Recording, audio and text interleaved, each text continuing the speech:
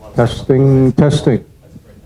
All right, very good morning to all, and welcome to this distinguished lecture of the Information Science and Technology Center, also called ISTEC. As many of you know, ISTEC is involved with many activities surrounding information sciences and technologies, including research activities, educational activities, as well as outreach. One of the things that we hold are these distinguished lectures, which we're very happy to see many people here this morning.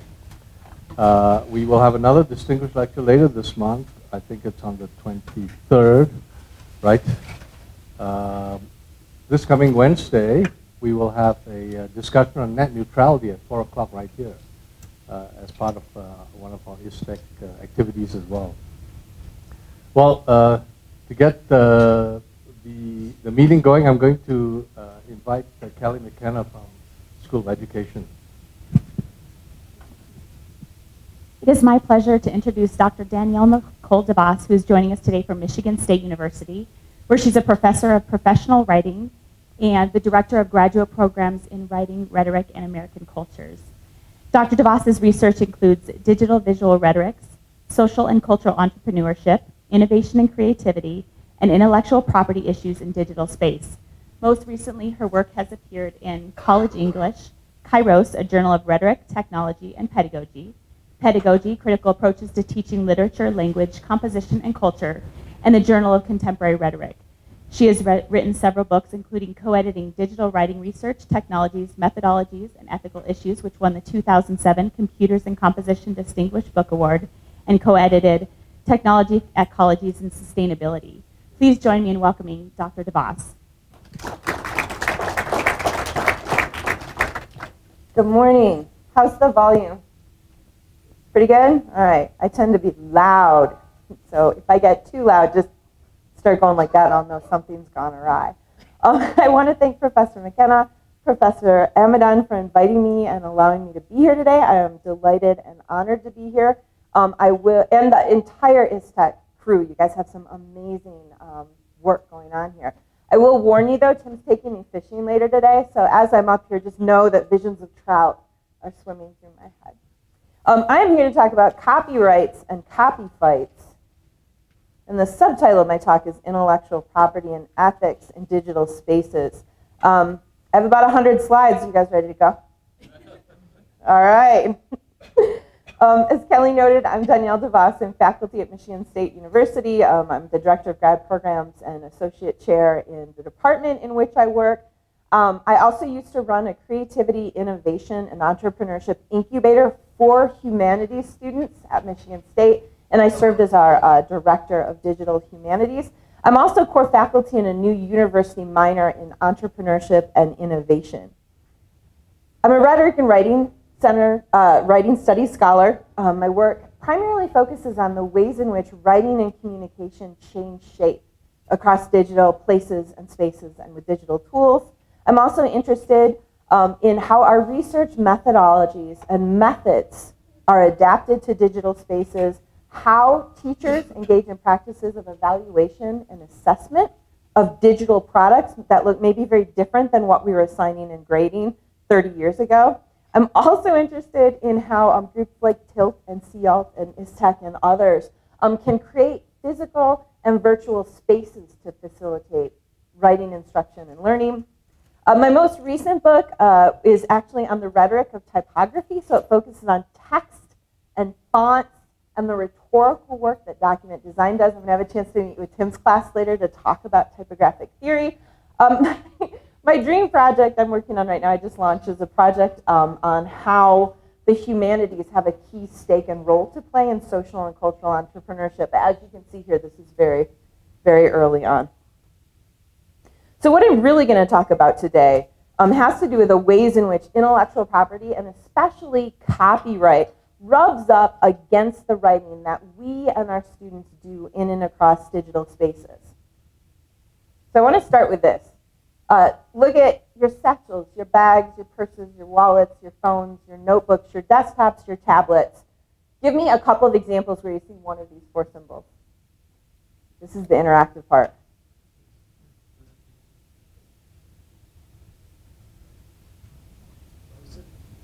Post it? Yeah, absolutely. Web browser. Software, yeah. Yeah, my computer has, I think, 3 on it. I can see the stickers placed with on the internal components. Yeah. Intel has a framework I Yep, Intel, and Intel Inside is probably one of those sub-brands. Other places, I'm hoping that you guys are seeing these all over. Your hats, your shirts, if you can see your tag, if you've got a cup of coffee or a can of soda in front of you.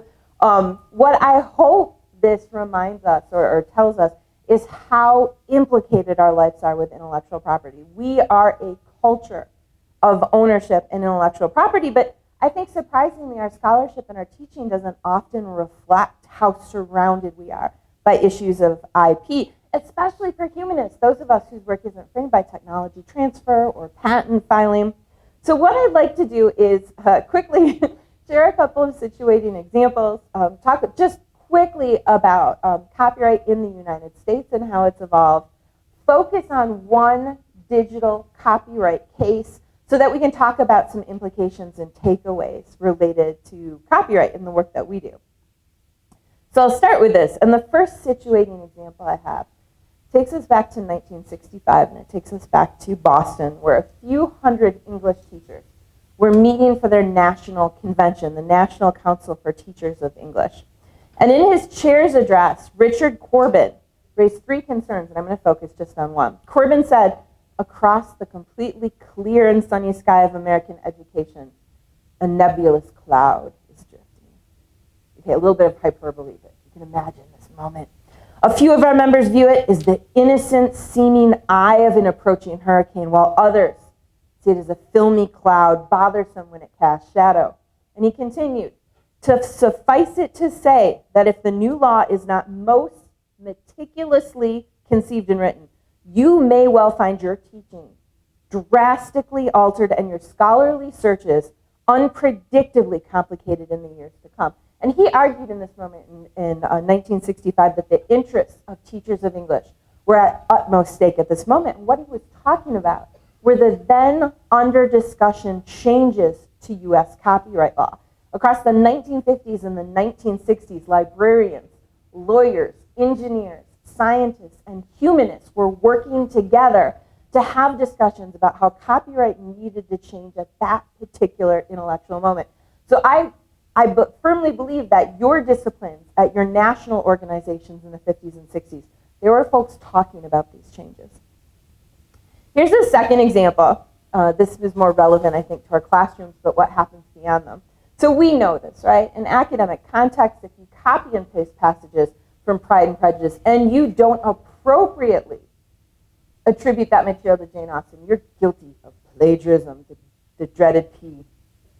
However, beyond our classrooms, beyond academia, you can do whatever you want with Pride and Prejudice because its copyright has expired. It has become public domain, and that means it is owned by all of us. And you can, as Seth Grahame-Smith did here, by Jane Austen and Seth Grahame-Smith. You can, of course, invoke Jane Austen for the name and authorial recognition, but you don't need to. So you could take Pride and Prejudice and rescript it to Pride and Prejudice and Zombies, recently made into a major motion picture. I believe Pride and Prejudice and Zombies 2 is on its way out the door. Or, and I'm absolutely delighted by this example, classicbooksbyyou.com will allow you to author your own Pride and Prejudice and make it your very own. And what they mean by authoring here is that you can use their drop-down menus to change the names of characters or the hair color or the height. So in this case, authoring means making some minor changes, not at all legit, not going to stand up with a writing professor, but legally legit because it's a public domain book. It's owned by all. So we know this in academic context. If you copy and paste passages from Gone with the Wind, you include those passages in quotation marks, you note a page number, you're a good ethical scholar and user of source material. Elsewhere, though, if you do what Alice Randall did, which was to take the plot lines and the characters from the original book, rewrite it from a slave perspective, and call it The Wind Ungone, you will get sued. And so will your parent company, your publishing company. And if you win in court, as Alice Randall did, you will be allowed to continue producing your book, but you will be required to affix a huge unauthorized parody on it. Because Gone with the Wind is still under copyright protection. The estate of Margaret Mitchell still owns and controls the content of that book. So in professional context, if you do as Steve Vander Ark did, create a website that is a lexicon book for the Harry Potter world with all of the characters explaining the places, the spaces, the themes, the plots. The website might be okay for a bit, but if you attempt to take the website content and produce a book, you're going to get sued by J.K. Rowling and her publishing company, as Vander Ark did, because he was guilty of copyright infringement, taking too much from the original source. However, in any context, if you create a parody piece of copyright protected work, this is legally legit. Harry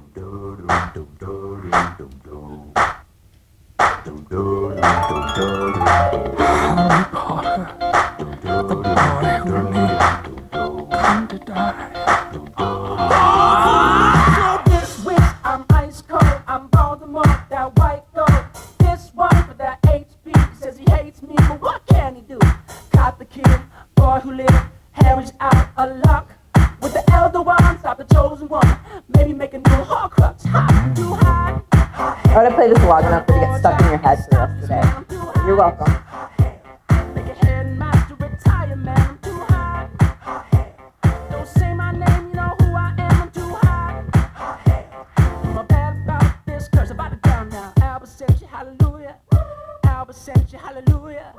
Albert sent you. So not only is this an infringement of the Harry Potter world and characters, it's an infringement of Uptown Funk by Bruno Mars. But arguably, it's cultural critique or parody. We'll talk more about that in a moment.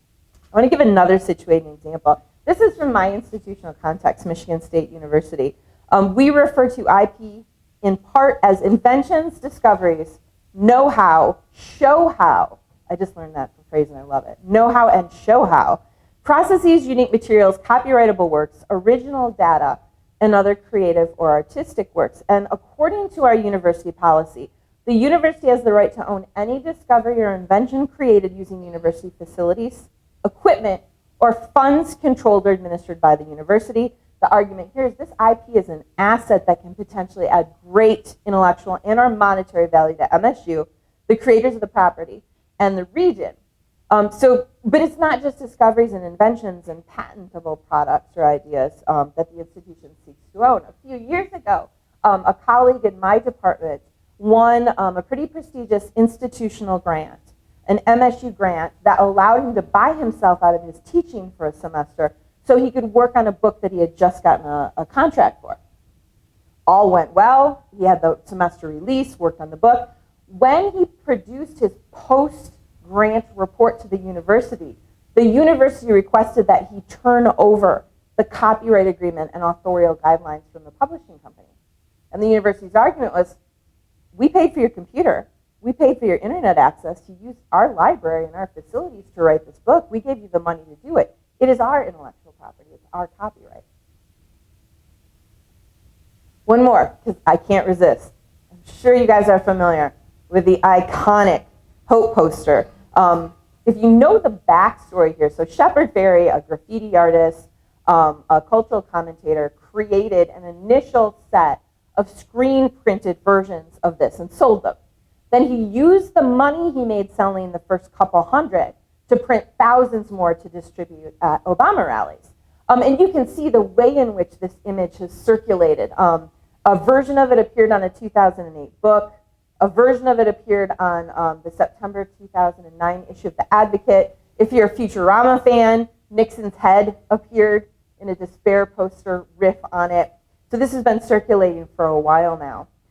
Shepard Fairey's statement when this started to happen, when this image picked up velocity and started to spread across digital and physical spaces was, I think what happened, there's a lot of people digging Obama, but they didn't know how to present their support. They didn't know how to symbolically show their support. And once there was an image that captured that, it became their Facebook image, their email signature, MySpace. We're going back in the day here, this is 2008. They printed it out. Once that exists, it starts to perpetuate and replicate itself. So at the time that this image was replicating itself, the Associated Press was suing Shepard Fairey.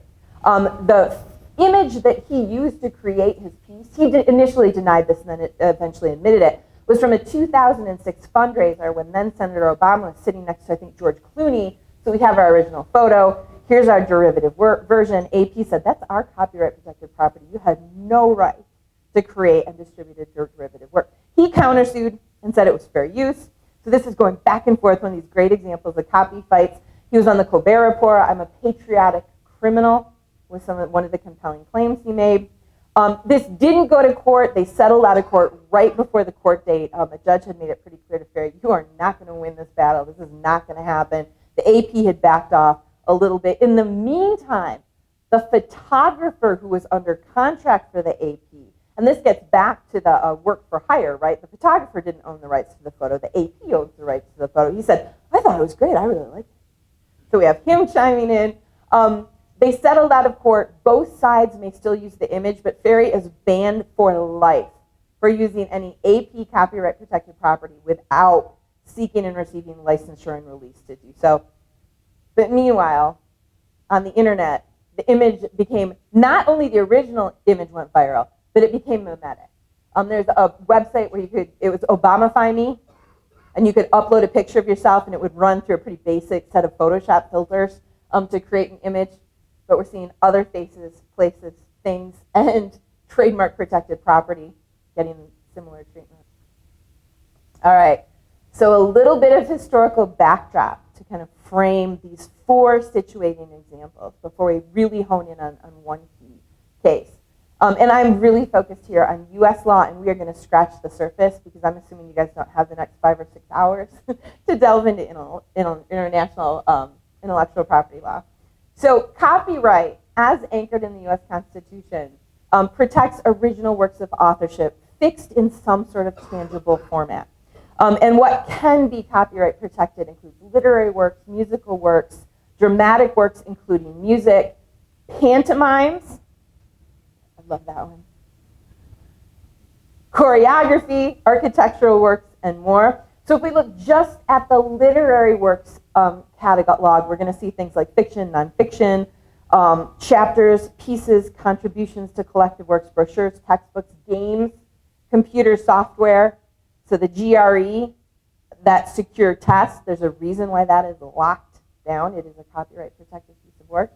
What's not protected by copyright are those things not fixed in a tangible format or those things that are considered common property. So in the US, for instance, under US law, you cannot copyright protect a font face because that's seen as mere stylization or decoration to something that cannot be owned, the alphabet. Likewise, you can't copyright protect a music note or one snippet of CSS. But if you configure those together into a unique production that is fixed in tangible format, you can own it. Trademarks and patents exist in their own realm of intellectual property. Copyright, if you hold the copyright, that gives you the right to reproduce, create derivative work, share, transmit, spread, perform, and more. So in the case of my colleague, if the university had wound up being the copyright holder, his name would have been on the cover of the book as the author. But the university would have exclusively held the right to do whatever they wanted with that book. So they could produce derivative work from it, they could produce textbook materials from it, they could post it online in any format that they wanted. So to go back a little bit historically, the US Constitution anchors the right to literary authors to anchor their work for a limited time.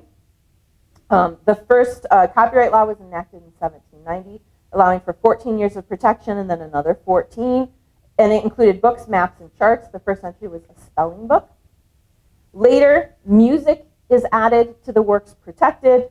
Photographs are later added. In 1870, we can have a watershed moment where all of copyright activities and filing are moved and happen at the Library of Congress rather than individual cities having their own filings. And of course, no networked way to know or share what's copyrighted, protected, where, or how. In 1897, music is protected against public performance. In 1909, that renewal term is extended from 14 to 28 years. Motion pictures, previously understood as photographs, become their own category of protection in 1912. And then in 1976, those revisions hit. Those were the revisions that Corbin was talking about happening, the discussions in the 50s and the 60s. They actually were codified in 1976. And the major significant changes were to the protection and the length of control, and that copyright is now automatically fixed. At this moment in time, after 1976, the second you write something down on a piece of paper, you save something to the cloud or a computer hard drive, you are by default automatically the copyright holder of that piece of work. There's no legal need for the seed. And fair use and the four-factor tests are codified, which are incredibly important to us in academia because it allows us to otherwise use copyright-protected works for the purposes of criticism, comment, news reporting, teaching, scholarship, and research.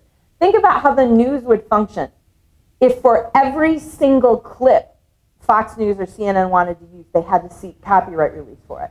We'd be watching the news 10 years after it happened because of the legal procedures and processes. Rather, copyright is typically waived in the context of news reporting. And there's a four-factor use, a four-factor test of fair use that was written into law in 1976. The first time it was tested by the Supreme Court was in 1984 in Sony versus Universal Studios. I love these cases in the context of today's technologies. So you really have to put yourself back into 1984 here. And imagine a world in which a company has created a machine that allows people to record television shows. Right? In a world of on-demand video on our phones and DVRs, this is fascinating to get your head around.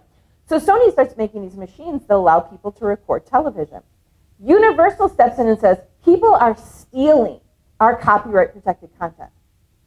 By creating this machine, you have enabled people to steal this content. So move through the courts. In one pivotal moment, Jack Valenti, who was then the president of the MPAA, the Motion Picture Association of America, spoke to the US Senate. The VCR is to the American film producer and the American public as the Boston Strangler is to the woman home alone. And if you get into this stuff, this rhetoric of end of days is anchored to just about every new technology that has emerged. The player piano, the Xerox machine, and here, the VTR, this videotape recorder, is going to kill the motion picture industry. It's just too dangerous. So the Supreme Court hears the case, and their decision was that it was actually the production and manufacturing use of these machines was fair use because it allowed people to engage in time shifting. So that means if I'm not home at noon to watch Real Housewives of whatever city isn't hip right now, I can record it and watch it later. That's time shifting, and that's fair use. This was a significant case. A second significant fair use case, and it's still having grown up in an era of Two Live Crew, blows my mind that it was Two Live Crew in front of the Supreme Court and helping to define and anchor our laws. So I'm going to play two clips. You'll recognize, I think, this first one.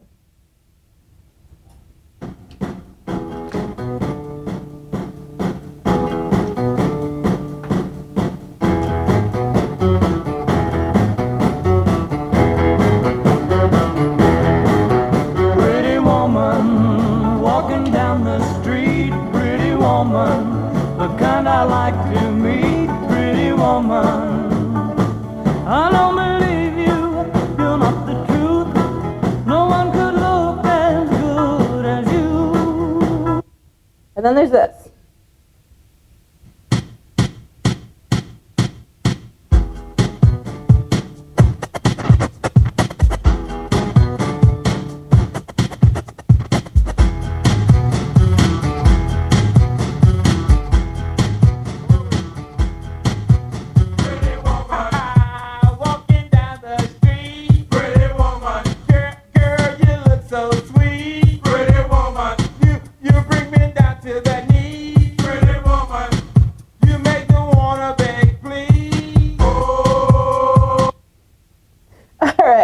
Familiar with the original. Huge hit in the 1960s. If you were around back in the day, that day being the late 1980s in the United States, Two Live Crew's As Nasty as They Want to Be dropped, and it just huge fury. It was really one of the first times that rap music was getting out into white neighborhoods and white people were losing their minds. This was a big moment establishing the Recording Industry Association of America warning stickers. People were pulling albums off shelves. Two Live Crew's response to being at the center of this fury was to record a parody album called As Clean as They Want to Be. And they took these squeaky clean Americana songs that we love so dearly and recreated them. When they originally recorded Pretty Woman, they actually asked for permission. And ACA Froze, which is and D's, which are the holders of the copyright, said, no way, you can't have it. They went ahead and recorded the song anyway and gave credit, right? So this is where our classroom practices come back into play. If we encourage students to cite your sources and be good and ethical, that's fine in academia. In the rest of the world, it's going to get you in court.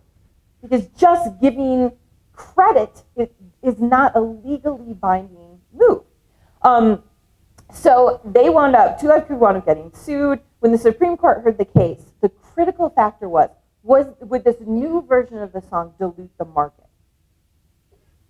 And this is one of the older cases that the justices drew back upon, and I love this quote. I'm going to come back around to this at the end. This is from an 1845 case. In truth, in literature and science and in art, there are and can be few, if anything, which in an abstract sense are strictly new and original throughout. Every book in literature, science, and art borrows and must necessarily borrow and use much which was well known and used before. I think that's a wonderful reminder of something that a faculty member told me when I was an undergrad. There are 10 good ideas in the world, and we just keep riffing on those same good 10 ideas. So the Supreme Court's decision was that although through the four-factor test it was commercial, Two Live Crew was making money off the album, the nature of the original work was also commercial. They took pretty much everything, the music, the riff, the beats, they revised the lyrics lightly. The Supreme Court argued that Two Live Crew's version was transformative and offered a new social benefit by bringing a new generation of listeners to this original song. I'm just going to let that, you just heard a clip of that. I'm going to let that sink in just for a minute. But what this allowed are practices of music parody, like we see Weird Al, I think, is obviously the most popular person who engages in this type of parody, where he takes copyright protected work and then rescripts it and rethinks it. Now, Weird Al has a long history of asking the original recorder if they're available, if he can have their permission to do so. I do know Coolio said no when Weird Al reached out about Gangster's Paradise. Weird Al did it anyway, and I think Coolio forgave him later. Right? So we can trace that back. I mean, the roots here, it's so rhizomatic when you look at these things and you realize, is anything really new? But we're at a critical moment where more tools and media and means and pieces are accessible to us in ways we've never seen before. And at a moment where companies are so willing to legally go after any unauthorized uses. So that's a good segue to this. So we're back to the history now. 1980, copyright law was amended to include computer software. 1990, architectural work is included. We could talk for hours about what that means. In 1998, the Sonny Bono Copyright Term Extension Act came into play, which extended the ownership of certain works. And part of the reason, the lobbying pressure underneath the Sonny Bono Act was that some of Disney's characters would have come into public domain. Their copyright would have expired. So this bought Disney the time they needed to convert some of those characters over to trademarks, which they can protect in perpetuity. John Logie, one of Tim and I's colleagues, was writing at the moment when the DMCA was being drafted and discussed. And one of the things he said that I think it resonates so well, the personal computer was still a prototype in a California garage in 1976, the last time copyright law was revised. And the internet was an emergency military communications network. And just a really powerful way of showing how disconnected our digital era and our legal doctrines are. I want to take a quick digital interlude, and this is going to seem, I don't know, maybe adorable, maybe whimsical, because I'm going to talk about CDs in a moment where we're seeing physical, tangible media disappear. I mean, how many of you burned a CD recently? Kind of going away, right? But let's go back again, because I'd like to spend time in the 80s, to the 1980s. So if I make a mixtape, and it's awesome, and I make a copy for Kelly, she loves it, makes a copy for Ed loves it, makes a copy for Tim. By the time Tim gets a copy of that, it's dramatically eroded, because it's an analog product. However, if I were to, I know this feels quaint, burn a CD and give it to Tim, and he likes it, he can burn a copy, give it to Kelly, she can burn a copy, give it to Ed, And those copies are going to be almost perfect because they're digital versions of the media. They're not going to erode or decay. Back in the day, if I wanted to give my mixtape to Tim, I would have to hand it to him, or I would have to mail it to him. However, now I can upload that mix CD. I can upload those songs, and from there, Tim can take them, and the velocity of the media can greatly, greatly expand, because we're not talking about a degradation of the media underneath. Even further, let's say Tim really, really likes this, but he thinks, oh, I've got GarageBand, I can do better. And he creates a remix of the master power ballad CD I burnt. He can do that, upload those, send those, share those, and they're out there and perpetuating. So really different media moment. And this media moment, I think, was considered a bit in very, very abstract ways in the 1950s and 1960s when we were writing that 1976 copyright law. So 1998, the DMCA comes about. The Digital Millennium Copyright Act, absolutely huge revision to US copyright law, provided some protection for internet service providers at the time, and we'll talk about the implications of that in a second. Also allowed for some releases for educational places to do some hacking and cracking. We could break codes and break digital rights tools for testing and educational purposes. One of the biggest DMCA cases was, not surprisingly, Napster. So Napster was the first big music sharing software. And Napster emerged through a loophole really in the DMCA, which said service providers can't be held liable for content that people are sharing. So Sean Fanning and the small team running Napster at the time were like, we're not responsible for what people are doing with our software. We just made the software. And the court said, no, we don't think so. You know, and you are advertising the service specifically so people will be sharing copyright protected music. So the courts determined that if Napster was going to stay alive and viable, the service providers had to ensure that no copyright infringement was happening. There's millions and millions of music files here. There's no way, especially not with the tech specs of 1999 and 2000, to be able to do this. So, but as you guys likely know, Napster gave birth to many, many other mini Napsters like Grokster, which came after Napster. That also went to court. MGM brought case against them. Initially, the court decided in favor of the file sharing service and said it should be protected.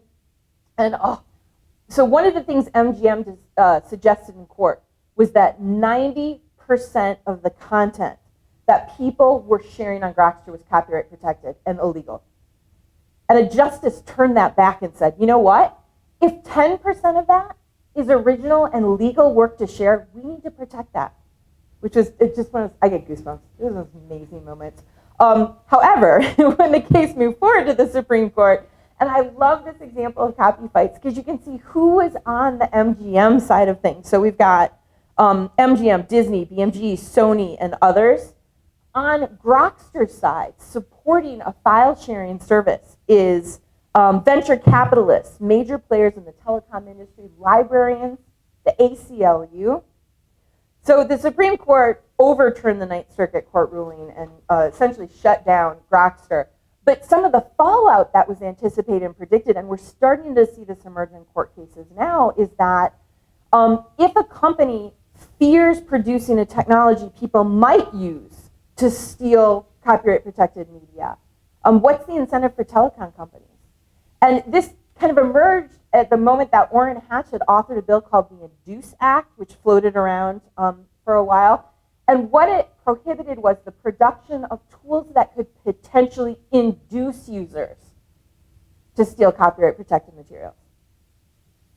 So you can see why the telecom companies were like, whoa, wait a second here. I mean, our phones would be illegal contraband, right? Because they might induce us to save or share or listen to a song we don't otherwise have rights to. Okay, so it kills me a little bit to stop here. We could talk about the Teach Act and PIPA and SOPA and some of the other things that have emerged over the last couple of years and are floating around, but we don't have time. So I'm going to jump right into a case that is at the moment happening in the world of copyright trouble. So if you guys remember back in the day, this is like 2006, this is a YouTube takedown notice. You can't see it very well in the background. But this is what a user would get if YouTube received a DMCA statement from a content provider saying their copyright was infringed upon, YouTube would say, we took your video down. The user-facing end would be this image. I'm sure you guys remember seeing these on YouTube. So in 2007, Stephanie Lentz got one of these for this.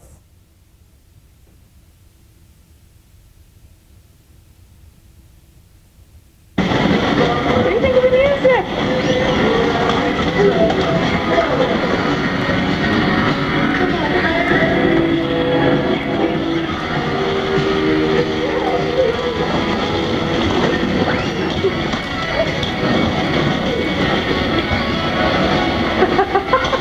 It's 29 seconds.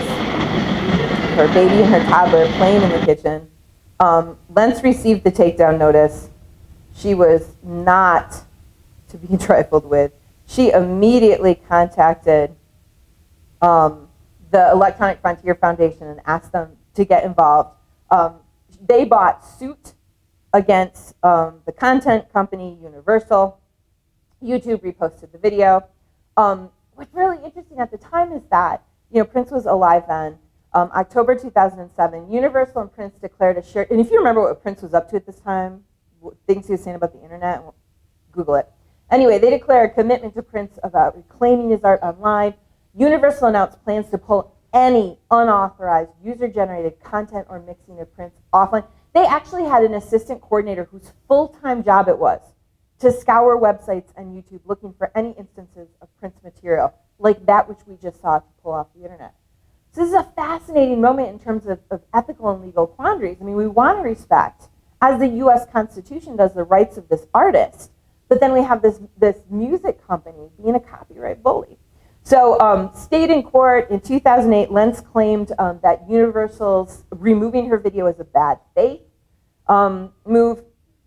2010, the district court issues an initial ruling, and this ruling was absolutely landmark because the court argued content providers have a duty and an obligation to assess whether something might be fair use before they immediately pull something down. The Ninth District Court agreed with the lower court.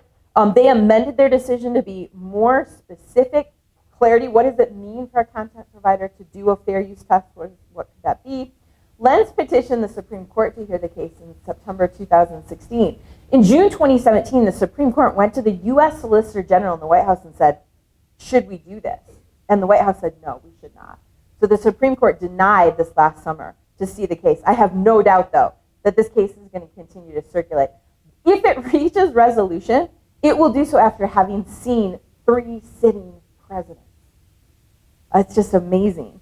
On one hand, I think this case is really, really interesting, but I'm personally, and my preferences in all of this should probably be pretty clear at this point, I'm really nervous about legislation that overdetermines fair use and the 4-factor test. What Lentz is asking the Supreme Court to do is to lend more specificity to what it means to do a fair factor test, fair use 4-factor test. Those tests can only be done legitimately in court. And I really think that we have to better embrace the murkiness of the 4-factor test and fair use. If we start over-determining it, we're going to have a problem. Back in the 50s and 60s, when copyright law was being rethought and revised for those 1976 revisions, those librarians and lawyers and scientists and engineers and humanists who were participating in those conversations actually discussed setting some strict standards for fair use. This might sound familiar, 10 seconds of a song, 1 chapter of a book. They threw all of that out when copyright and fair use was codified because of their fear that that would place too much restriction. So this is an interesting moment and an interesting case for fair use. It could absolutely transform fair use as we see it happening and we engage it over the next couple of years. And just to give you a collage of quotes, which is pretty revealing about the copyfights underneath this. So an EFF staff attorney who came on board early on with Stephanie Lentz warned that copyright bullying, copyright abuse can shut down online artists, political analysts, or ordinary families like Stephanie Lentz who just want to share a piece of their everyday life and in which Prince happens to be playing really fuzzy in the background. In the Ninth District Circuit Court, the judges wrote, copyright holders cannot shirk their duty to consider in good faith and prior to sending a takedown notification whether allegedly infringing material constitutes fair use. A use the DMCA plainly contemplates as authorized by law. The DMCA does not negate fair use of the four factors test. And I wanted to better represent Universal because I know I've set them up as like the bad guys here, but I couldn't really find much other than this, and this isn't fair, but I'm going to say it anyway. So in court, Lenz provided about 10 examples of people like her whose snippets of their everyday lives got shut down because of DMCA takedown notices. Universal flipped that in court and said, but look, all 10 got posted back online, and that was their defense. Well, yeah, it got taken down, but they just fought and put it back up.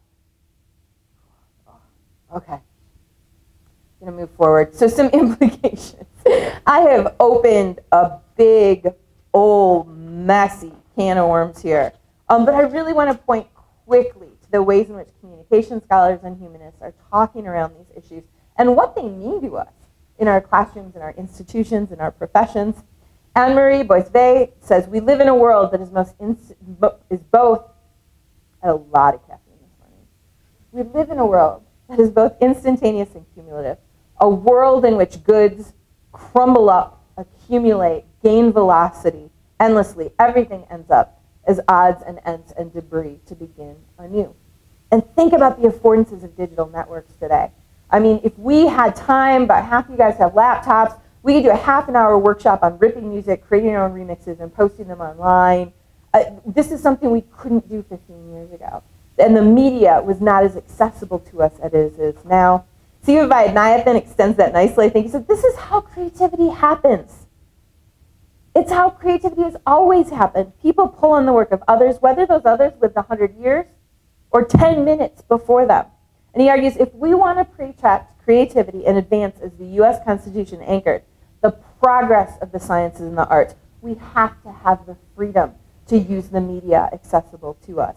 And Larry Lessig asks, in the context of technology offering perhaps the most robust that we have ever known access to media and materials, to collage, to bricolage, to make, to rip, to twist, to turn, why should the law be the most restrictive at the same time we have these affordances? And I love the work of Marcus Boone, who, again, turning back to mixtapes, talks about mixtapes as an example of rhetorical affordances. And he talks about the idea of taking and mixing and making new. And his argument is, maybe we need to rethink our anchored notions about where value lives in a media or cultural object. That perhaps the value is in the encounter, the exchange, the performance, the reception, the interaction, the presentation, the perception, the disassemblage, the recreation, the collection, the distribution, and exploration. He's asking us to revolutionize what we understand authoring and making and creating and composing to be. So this is a claim I made a little while ago, and this is strongly where I still stand. Asking my colleagues in English studies and writing studies and the humanities to attend to copyright. And I said, we need to attend to questions and concerns of authorship, ownership, access, commons, transformations of text and textuality, roles of consumption and production of changing media, and more. As English studies scholars and as humanists, we're well situated to lend our voices, our thoughts, our theories, and our pedagogy to these conversations about copyright. Not only are we well situated to do so, we have to do so. This is our wheelhouse as humanists: text, textuality, authorship, authoring, creation, composing.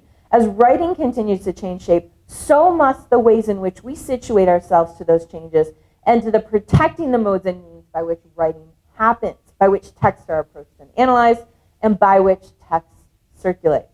So I share and end with this big, meaty, weighty, lofty claim, and encourage you all to think about the ways in which you, your students, your disciplines, your fields, your institution and institutions are implicated by copyright issues in our digital moment, and further, what action you might take in the context of these issues.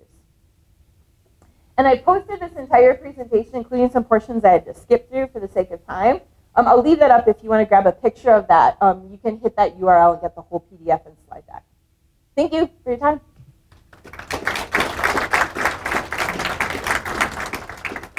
Do we have a couple minutes, or are we getting kicked out right away? We do? Questions, comments, concerns, complaints, adaptations, extensions? Yeah.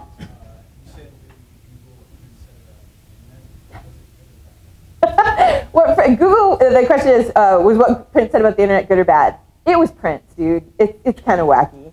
But he kind of, for a range of religious and cultural and historical reasons, said, like, this isn't a thing.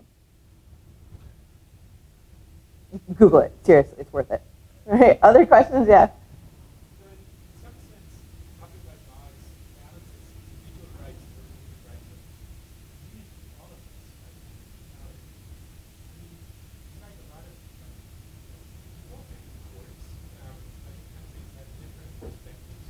Yes.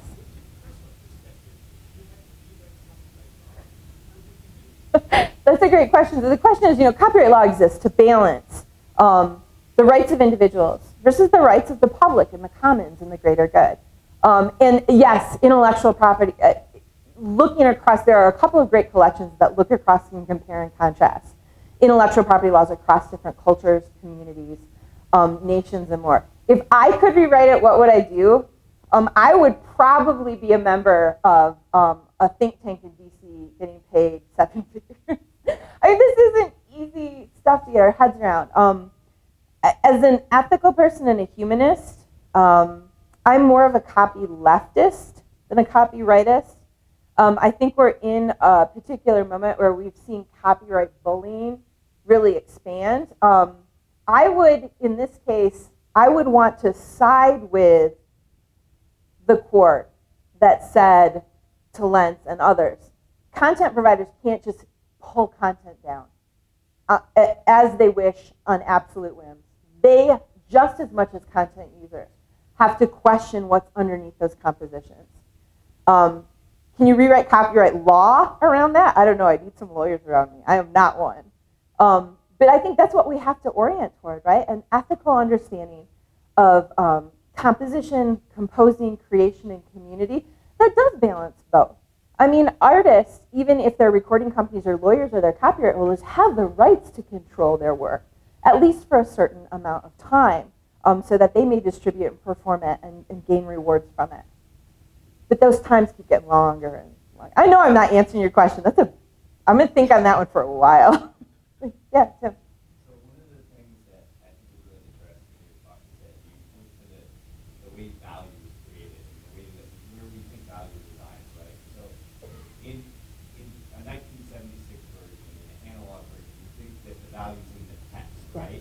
And what you're, I think, challenging us to do is understand the value in the interaction that occurs and what those moves that surround the different kinds of interactions that occur thereof. And so I wonder, especially when we think about authorship as something that's maybe legally defined in one way, but the way we practice it in a completely different way. When the thing that is created is then up in the cloud, comes a database that we don't even own as a human institution, what does that maybe mean for our abilities to do things differently? Do you have ideas on that? Woo. So everything's changing. So the question was, if we look back to 1976, the value of objects had to do in their value-ness, their materialness, their tactile nature, their thinginess. This is a pressed recording, this is a printed book. And that value has changed now that most things circulate digitally. And on top of that, add in the fact that so many of us are composing for text that becomes pieces under databases or searchable things that exist separate from us or our original notions. I'm thinking especially, too, of those students of ours who go out in the industry or work in nonprofits and work in completely different authorial economies than we do. So what that gets at, and I think what Marcus Boone argues really compellingly, is we have to change our value standards. And I mean us, like as institutions, and to really dig down fine-grained tenure and promotion processes, for instance. We've been wrestling at my institution the key distinguishing factor of an excellent faculty member in the humanities is the single-authored monograph for the prestigious university press that maybe 200 libraries buy a copy of and a couple hundred people read. I mean, I don't mean to dismiss that single-authored monograph, but I mean the ways in which knowledge is being made collaboratively and authorship is diffuse, and we have great models in the sciences for some of that. I'm talking around your question too because it's a big one. I mean, I don't know. I mean, we have to have some like sea changes in how we understand authoring value in text. Yeah. It seems to me that distribution is one of the main problems here. I think that we tend to look at like Universal or MGM as the bad guy, but with our technologies, it seems like the artists could have more involvement in their own distribution. So another strategy, and I was wondering what you think about this, is to use Creative Commons or direct authorial distribution. Yes. And I was wondering what you thought about those to educate the authors rather than look at the bad guy kind of situation. Yes, that's a stellar point. Like setting up the content providers as the straw men to knock down isn't really fair. I mean, underneath Universal and MGM and all those other companies are human beings who are trying to do right by their authors and their artists, etc.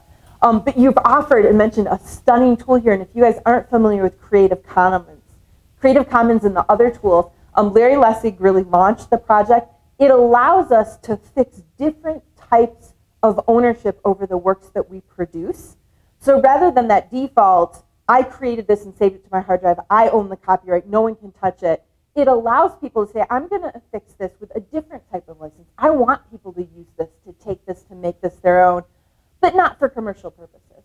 So Creative Commons is a phenomenal tool that I think we need to leverage more and teach our students and artists and authors about so that they can then have conversations with the content industries and say, you know, I don't want this book chapter to be entirely locked down under copyright. I want the rights to share it as a PDF on my website or make it available to my students. So that I think we're getting kicked off the stage.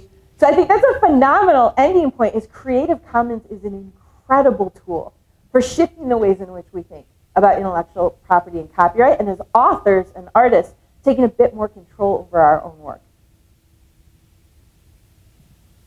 Well, we are so thankful for our distinguished lecture this morning. I have a small,